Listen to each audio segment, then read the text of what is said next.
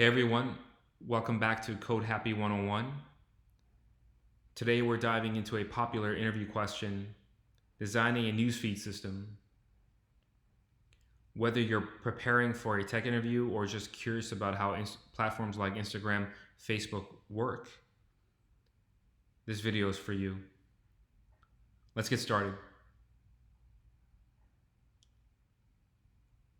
Step one is to understand the problem and establish the design scope. When asked, design a newsfeed system, you'll need to clarify the requirements. Here's a typical interaction with an interview that you might have. The first question you might ask, is this a mobile or web app? They might respond with both. You should ask, what are the important features of this system? In this case, we want a system that allows users to publish posts and allows users to see their newsfeed, which consists of posts that their friends made. You might ask, should the feed be in chronological order or some other order? They might respond with reverse chronological order. How many friends can a user have? They might respond with 1,000 or more. You might ask, what should we expect the traffic volume to be? And they might respond with 10 million daily active users or more. And finally, you might ask, what sort of content are we working with? And they might respond with text, images, and videos. With these requirements, we can synthesize our functional and non-functional requirements. In this case, for our functional requirements, we want a system that allows users to publish content and allows users to get their personalized news feeds. For our non-functional requirements, we want the system to be highly available over consistent and scalable and fault tolerant. Next, we can do some capacity planning to help us determine the size of the data that we're working with. You don't have to do this. You can work with the interviewer and ask them if they want to see it or not. But in this case, we'll do one. So if we expect 10 million daily active users, we can make an assumption and say, let's say 10% of those users will post some content. Let's say 10% will post with text, assuming that it's 500 bytes. Let's say another 10% post with images, assuming that it's 1 kilobytes each. And we'll assume that 1% of these users post with videos, which are roughly 1 megabytes. This is an assumption that I'm making. You can clarify with your interviewer to see what they think.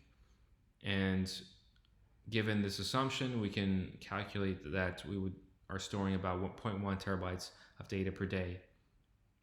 This means we have to shard the data and cache where necessary.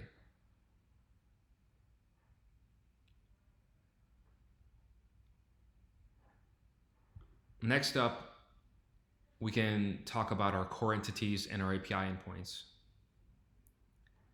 For our core entities, we have users, we have posts, and we have a feed.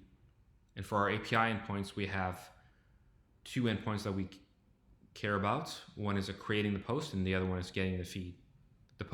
Creating a post is a post endpoint, v1 API post, and getting the feed is a get endpoint, v1 API feed.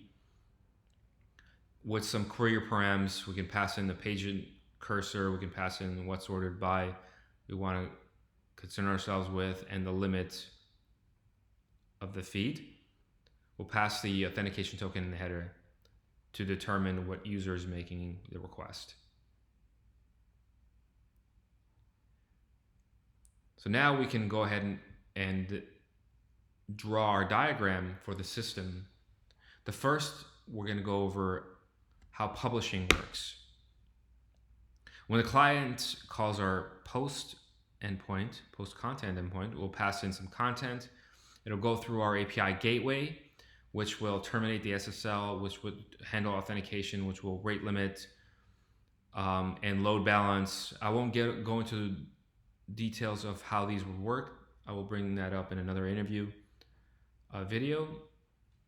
In this case, then the route will go to the web server, which will then go to our post service, which will write to the database, the post database, the content that was just posted, which will have the post ID as the primary key, a user ID that created the post, the content, the image URL, the video URL that exists in our blob storage. And that is the publish post flow. The post service, after creating the post in the database, will then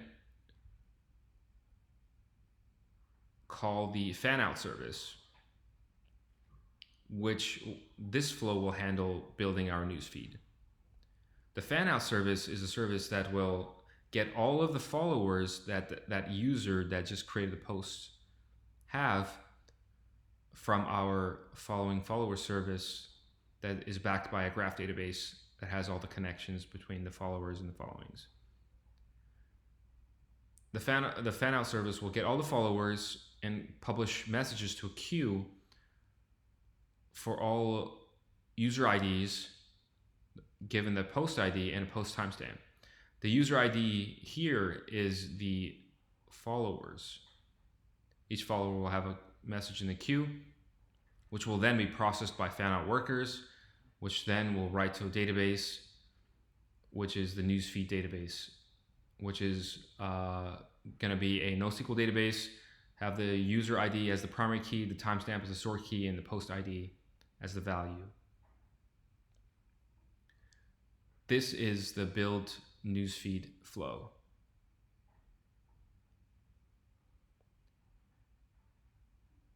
Next, we're going to the get newsfeed flow. When the client calls the get endpoint API feed, it'll go again through the API gateway, which will be routed to a web server, and then routed to the newsfeed service, which will call the cache. If the cache has that user's feed, if it doesn't, it'll go straight to the database and get the latest, let's say top 100 posts. So if given a user ID, give me the latest sorted by timestamp of posts. It'll add that to the database, the cache database, and then the newsfeed service will call the post service and get all the post data. The reason is because we're only storing the post IDs in the newsfeed database. So when we fetch all the news feeds, we're going to call the post service and get all the post data, high-grade that data information, and then we'll send it back to the client. The client will have the image URLs of the post and the video URLs of the post, which will then fetch from a CDN. And that is the get newsfeed flow.